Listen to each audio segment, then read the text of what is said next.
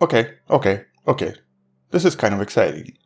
There's a very slight chance right now, I mean, it's like maybe this big, that the scientists just found signs of, maybe, alien life on another planet. But not like complex life, ready to conquer the universe. Instead, very simple bacterial life on a planet that we know has water. Not to mention that this planet is also in the habitable zone of its parent star. And so at least at the moment, this is kind of huge. Is it time to celebrate? Yeah, maybe not yet. Just like we've learned with that announcement from Venus from a few years ago, this would require huge amounts of confirmation and of course huge amounts of data. But anyway, hello info person, this is Anton, and so today we're going to be discussing this relatively recent announcement about the planet we knew was exciting for many years. A planet that you see behind me known as K2-18b. And so let's discuss what was recently discovered, what we already knew about this planet, and specifically why the signs from this planet currently have a slight chance of this being maybe life. So what exactly is this?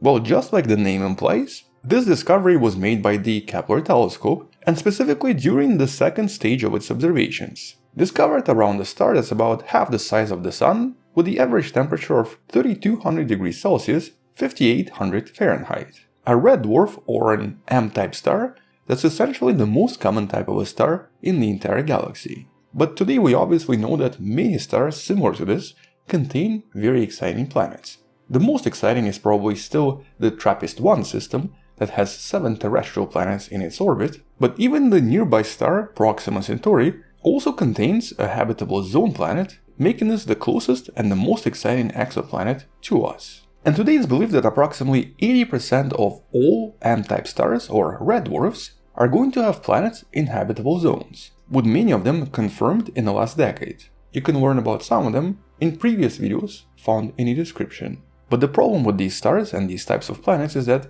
first of all, we know nothing about them, since these stars are so different. On top of this, many of these planets are probably tidally locked, showing the same side to the star at all times, suggesting that many of them probably look like this, the eyeball planets, but that's of course even if they have water on the surface. And more importantly, red dwarfs do not produce a lot of optical light, but they do produce a lot of infrared. And as a result, it means that we don't really know if life even can evolve on these planets.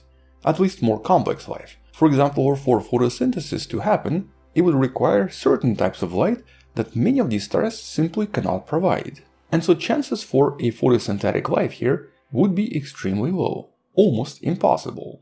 But in this case, the K2-18 star is a little bit more massive than a typical red dwarf, and so it does produce a little bit more optical light. But the other problem with these types of stars is that they're also very active. They produce huge amounts of flares and can actually strip the planet of all of its atmosphere in just a few million years. But this star might be a little bit less active and is currently considered to be a little bit more mild. On top of this, the planet here is a little bit farther away from other planets, with a single orbit taking 33 days. Although there does seem to be a much closer planet in the system as well, where a single orbit is only 8 days. But that other planet, the one that's farther away, it is in the habitable zone of the system. The area where we do sort of expect liquid water to potentially exist. But for the most part, at first, the star system was not very exciting.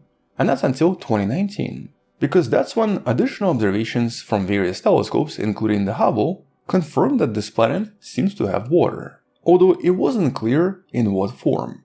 But further investigations determined that it could be a liquid ocean. But there was a problem here. This was a relatively massive planet, at least 8.6 times the mass of Earth. And so if this was an ocean world, it would be something we've never seen before, with additional observations also discovering that there is a lot of hydrogen, implying that this planet potentially has some kind of a hydrogen-rich atmosphere very similar to a typical gas giant. And so a few years back, scientists proposed a completely new type of a planet, Hycean planet. In essence, a water world with a relatively thick layer of hydrogen that in some sense could also be the most common type of a planet in the entire galaxy. We've actually discussed this in more detail in one of the videos below me, right there in the description, but in essence this would be a kind of a strange ocean world. A very thick hydrogen atmosphere with an ocean surface underneath. But the water here could be in what's known as supercritical state, so very different from anything we have on Earth. Except for some locations like the famous black smokers, hydrothermal vents, where the water is so hot that it does become supercritical. And we know that this location is actually filled with all sorts of life. We'll come back to this idea very soon. And so overall this planet would be very different from anything we can imagine. Not really a gas giant, but also not really a terrestrial planet. Something in between. Which is why its density is right between Neptune and Earth as well, 2.7 grams per centimeter cube. And this is also not a new star system either. It's possibly at least 2.5 billion years old, with this planet existing in this state for a very long time. But more recent observations started to discover something else here. Apart from the potential liquid water and the hydrogen envelope, the first additional discovery was methane, which by itself might not mean much, but still pretty exciting. Now we know that on Earth methane plays a huge role in life, but it can also be produced naturally as well. Nevertheless, being a very important greenhouse gas, its discovery was important as well. Then the scientists identified CO2, making this the first ever discovery of carbon dioxide in the habitable zone of a planet except for planet Earth. But just like with methane, CO2 can be produced naturally as well. There is quite a lot of it on Venus and quite a lot of it on Mars. It was just exciting that this time it was in the habitable zone. But it's the last discovery that really surprised everyone. And the discovery that's going to take a while to confirm. You see it right there. DMS. Dimethyl sulfide. Not something that you might be familiar with, but something that is kind of exciting. It's exciting because of where we usually get it. On Earth, the only natural source of DMS is the ocean. And it's only produced by marine life. Certain types of microbial life, such as phytoplankton, that converts sulfur in the ocean into this unusual gas form of sulfur that then propagates across the planet, making this the biggest emitter of sulfur on the planet, I guess except for volcanoes.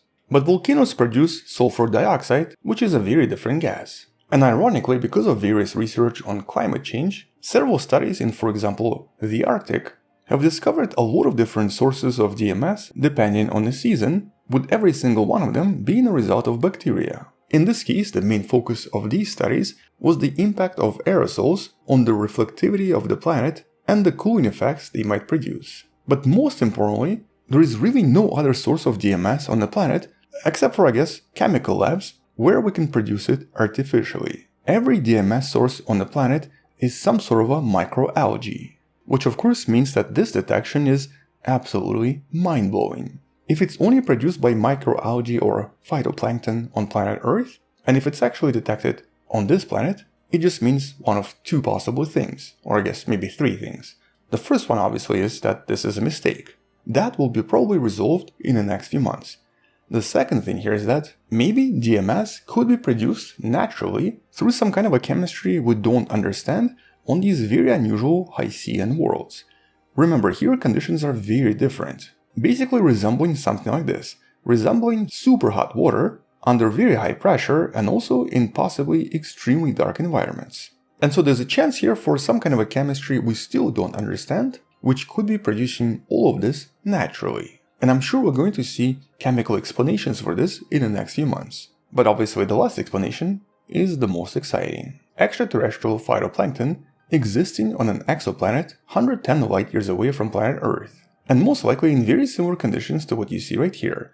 Basically, by studying hydrothermal vents, we might discover what's happening on this planet as well, because the conditions would be very similar. And because the observations from the James Webb strongly suggest that this is an ocean world with a hydrogen-rich atmosphere, but also in the habitable zone of the parent star, all of this so far makes this a very, very exciting discovery. So I'm sure we'll be hearing more about this planet for many months to come. But I still have to highlight how different this planet is from anything in the solar system. For example, here it's believed that the water vapor represents approximately 1% of the atmosphere. That's much more than anything we have in the solar system. And the atmosphere itself makes up at least 6% of the total mass of the planet. Once again, much more than the planet Earth, but definitely much lower than a typical gas giant. Nevertheless, the presence of a very important biosignature at the moment makes this a super exciting discovery. On our planet, DMS is produced by life